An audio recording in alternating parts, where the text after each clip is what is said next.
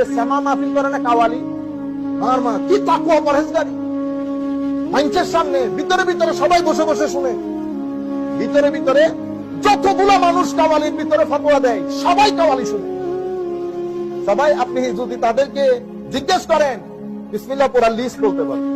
মানুষ তো আপনি আপনার মধ্যে সুর ইম্প্যাক্ট করে। এখন তারা দেখতেছে যে এখানে এদের ভিতরে সহজভাবে কিভাবে ঢুকা যায়, সহজভাবে কিভাবে ঢুকা যায়। যেমন আমি সারাদিন ওয়াজ করলাম, আপনার মনে কোনো কিছু নরম হইল না, কিন্তু একটা বিচ্ছেদের কালাম পড়ে আপনার ভিতরের জগৎকে ব্রোকেন করে দিয়েছে। আপনি 13 বন্যায় আপনার চোখ দিয়ে পানি পড়তে। আমি বেচারা 4 ঘন্টা ওয়াজ করছি,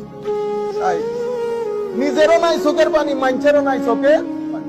আরেকজন কিছু করে নাই, আরেকজন কিছু করে নাই, কি একটা বলছে সেও কান্দে, মানুষও কান্দে। কি রে, আপনারা বুঝতে পারতেছেন? সেই কারণে হযরতে দাউদ আলাইহিস ইসলামকে আল্লাহ মুজিজাই দান করেছেন সুর। মুজিজা কি? সুর। কেন? সুর ইম্প্যাক্ট করে অনেক বেশি। এই কারণে আমার আল্লাহ মানুষের ভিতরে, আপনারা দেখেন আমরা যখন আমাদের কামরানো যখন কেরাত করতেছে, ভিতরে লাগে না ভালো? ওই জায়গার মধ্যে যদি একজনে আমার মতো করে এই ড্রাই আকারে পড়ে ফেলতো, ভালো লাগতো? ভালো লাগতো। আপনারা যখন মদিনা শরীফের মধ্যে, মক্কা শরীফের মধ্যে নামাজ পড়েন, শেখ সুদাইস যখন নামাজ পড়ে, আপনি কি আয়াতগুলা বুঝতে পারতেছেন? পারতেছেন না তো, কিন্তু অজর দ্বারায় পানি পড়তেছে। তাহলে আপনি আমাকে বলেন তো পানিটা কেন পড়তেছে? আপনি বলবেন হুজুর কোরআনের আয়াতের কারণে না। আয়াতের একটা ইম্প্যাক্ট আল্লাহর কালামের আছে, ঘায়েল করে ফেলেছে আপনাকে কিসে? সুরে। আপনারা বুঝতে পেরেছেন? সেই কারণে একটা তো জাগার তাসির থাকে, হেরেমের তাসির আর এখানকার তাসির কখন এক হবে না। কোরআনের তাসির আছে, কিন্তু সুর যদি না হইতো আপনি ওই জিনিসটা নিতে পারতেন না।